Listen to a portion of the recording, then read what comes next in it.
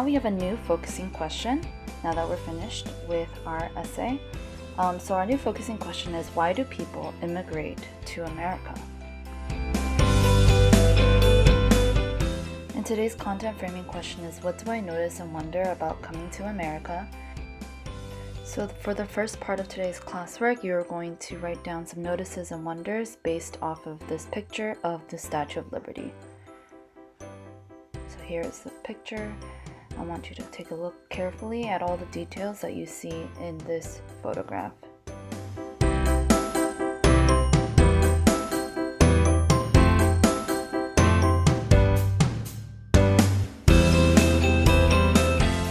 Then you are going to write down some notices and wonders from looking at the pictures of our new text, Coming to America, as well as any words that you don't know.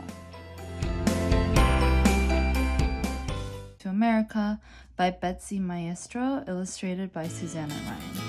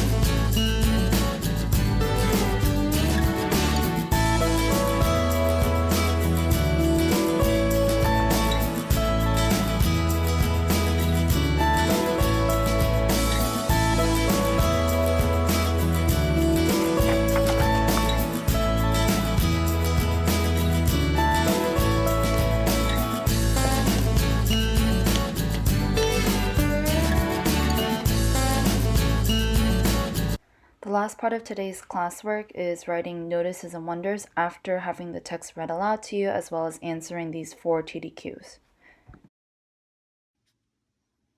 Alright, so here is the read aloud of Coming to America, the Story of Immigration by Betsy Maestro.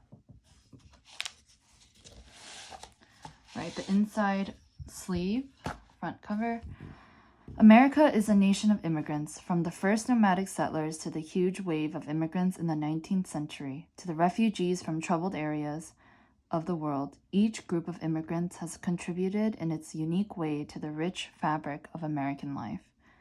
This book explores the evolving history of immigration to the United States, a long saga about people coming first in search of food, and then later in a quest for religious and political freedom, safety, and prosperity.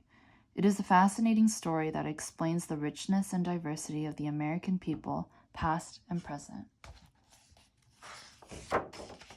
Coming to America, the story of immigration. America is a nation of immigrants. Immigrants are people who come to a new land to make their home. All Americans are related to immigrants or are immigrants themselves. Thousands and thousands of years ago, there were no people at all in the Americas. Then, during the last great ice age, nomads crossed over a land bridge from Asia to what is now Alaska. These early hunters wandered here more or less by accident, searching for food. American Indians, called Native Americans, are distant relatives of the ancient hunters who arrived in North America so very long ago. They were the first immigrants to arrive in what was truly a new world. As many more thousands of years passed, the descendants of the first hunters moved around North and South America. They settled in small villages and later built big cities. By the time Christopher Columbus discovered America in 1492, millions of people lived in the great civilizations of the Americas. I want you to think, why do you think the word discovered is in quotation marks here? We'll discuss more later. After Columbus crossed the Atlantic Ocean, other European explorers came in search of land and riches for their own countries. Stories about the fascinating New World spread throughout Europe. In time, settlers followed the explorers' routes across the great ocean. These European immigrants came to make new homes in the Americas. They came in search of a better life, one free of the trouble and hardship they had left behind. In their native countries, they often had little money and could not worship God in the way they wished. The immigrants hoped for freedom and good fortune in their new lives.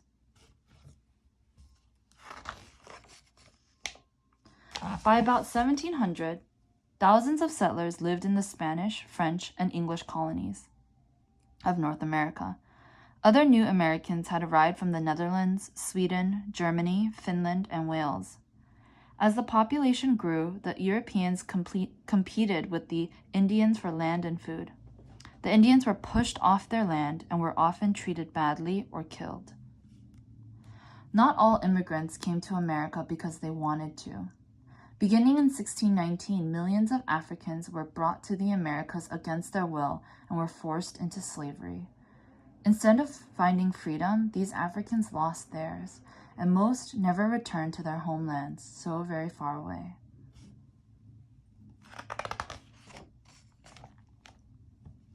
During the 1700s, settlers continued to come to the American colonies. Scotch, Irish, and Swiss settlers came too, in search of a better life, wanting to have land of their own and enough food to fill their hungry stomachs. Their hopes for the future gave the immigrants courage to face the long and difficult sea voyage. Early sailing ships took months to cross the Atlantic Ocean.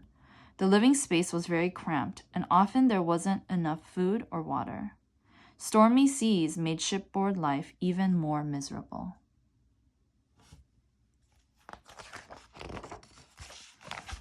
New arrivals sometimes settled near the ports where they first landed. New York, Boston, Philadelphia, Charleston, Baltimore, and New Orleans were all growing cities. As early as 1700, about 18 languages could be heard in the streets of New York City. People who had come from the same country usually stayed together. They felt more at home near others who lived as they did and spoke the same language. Their new lives were very hard at first. They had little money to afford anything except the most basic necessities.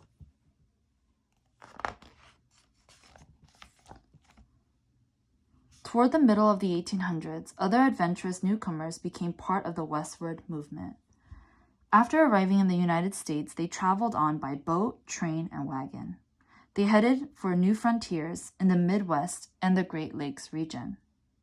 Free land was offered to those who would agree to stay and farm. Norwegians joined other hardy settlers and founded farming communities in places like Minnesota and Wisconsin.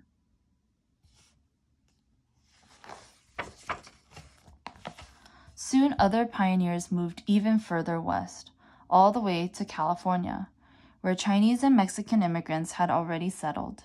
These early Chinese settlers helped to build the first transcontinental railroad, and when it was completed in 1869, westward travel increased. The United States had become a vast nation, spreading from the Atlantic to the Pacific Ocean. For more than 200 years, most immigrants had come from Northern Europe and Scandinavia. By the end of the 1800s, more modern steamships had shortened the long transatlantic voyage. People began to arrive in the United States from all over the world in greater numbers.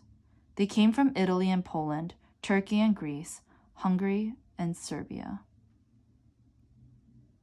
I want you to think about where you heard the word steamships and where you've seen this kind of illustration before. Although life was hard for new immigrants, it still was better than the perils and poverty they faced in their native countries. So immigrants continued to come to the United States. Thousands poured into the many ports from New York City to San Francisco every year.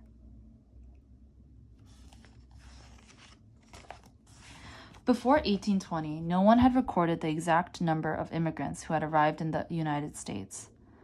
But the numbers of immigrants were growing so rapidly that some states passed their own immigration laws to keep track of the newcomers. In 1875, the United States government began to regulate immigration. It wanted to know more about the people who were arriving daily on American shores. A number of years later, the government began to limit immigration by saying that people from some countries could not come to the United States at all.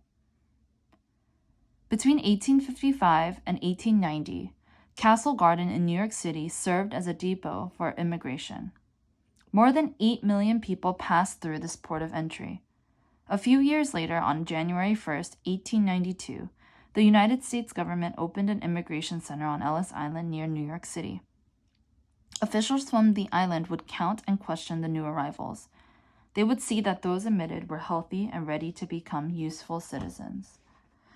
On the day that Ellis Island opened, the first person to step ashore was Annie Moore. She was a 15-year-old girl from Ireland. She had traveled with her 2 brothers to join their parents, who had settled in the United States 3 years earlier.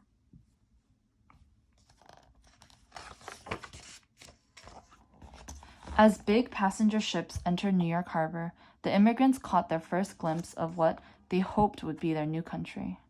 They saw the Statue of Liberty, a welcome and inspiring sight.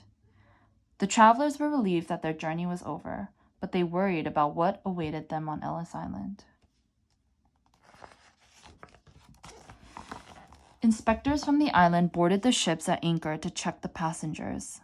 Wealthy passengers traveling first class were usually allowed to leave the ship right away. The inspectors looked for signs of contagious disease among the others. Those who were ill sometimes stayed aboard the ship or were sent to other islands to recover. Those who seemed healthy were taken to Ellis Island. On the busiest days, so many ships arrived in New York Harbor that there were long waits just to get to Ellis Island. Sometimes the wait was so long that people had to live aboard ship for a few extra days. Once on the island, there was more waiting. With thousands arriving each day, long lines formed everywhere. First, the immigrants were given a quick examination by doctors. Those with health problems were marked with colored chalk. The doctors would examine these persons more closely. Some people were kept on the island for observation. After 1911, Ellis Island had its own hospital to treat the sick. Sometimes immigrants had permanent health problems that would make it hard for them to work. This often meant that they would be sent back to their native country. but most of the new arrivals passed inspection and moved on to the next step.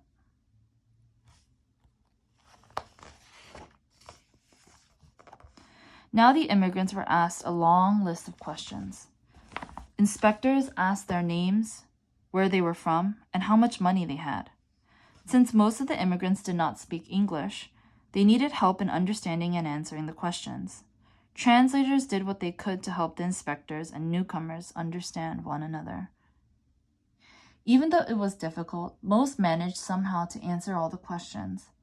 Mothers often spoke for children who might be too little or too scared to speak. The immigrants had to show that they would work hard and stay out of trouble. Usually the ordeal was over within the day. When they received their entry cards at last, the immigrants could officially enter their new country.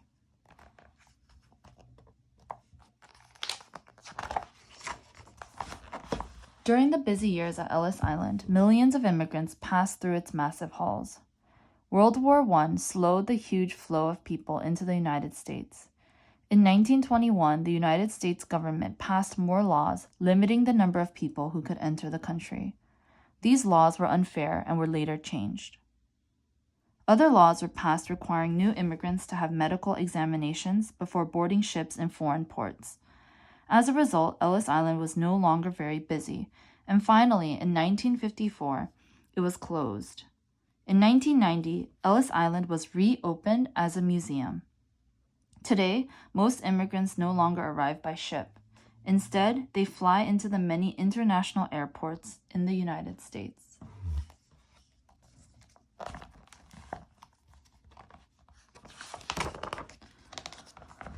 All newcomers to America have a hard time at first. This is true whether they came in the 1600s or have just arrived. It isn't easy to start a new life in an unfamiliar country. Most immigrants have to learn a new language and a new way of life. The jobs they must take are often hard, with long hours. Sadly, new arrivals are often poorly treated by other Americans just because they look or act differently. New Americans make their lives a little better by finding friends from their native country. As they have in the past, immigrants often group together in small neighborhoods. It helps them to feel more at home in a strange new country. Many different languages can be heard on the streets of the ethnic neighborhoods in big cities. Many people who come to the United States are refugees. These people are forced to leave their homelands to escape persecution or the dangers of war and natural disaster. From its beginning, the United States has taken in countless refugees from countries all over the world. After World War II, refugees from Europe arrived on our shores. In more recent years, Southeast Asian, Cuban, and Haitian refugees have fled from homes where they could no longer be safe. They seek protection and shelter in the United States. Today's new immigrants have come to the United States from Russia, Asia, Mexico, South and Central America, the Middle East, the West Indies, and Africa. They are still coming for the same reason people have always come: to make a better life for themselves and for their children.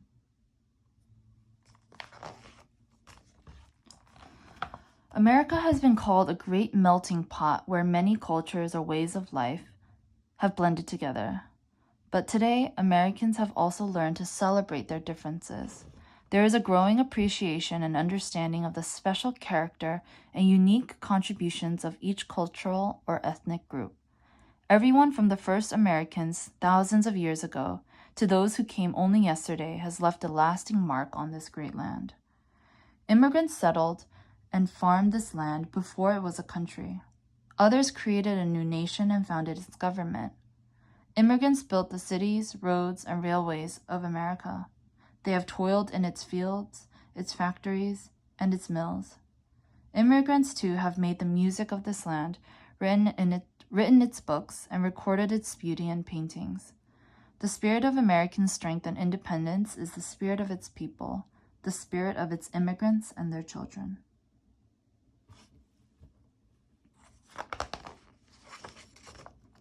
And that's the end. I will read these back or last 2 pages some other time, but this is just your first read aloud of the story.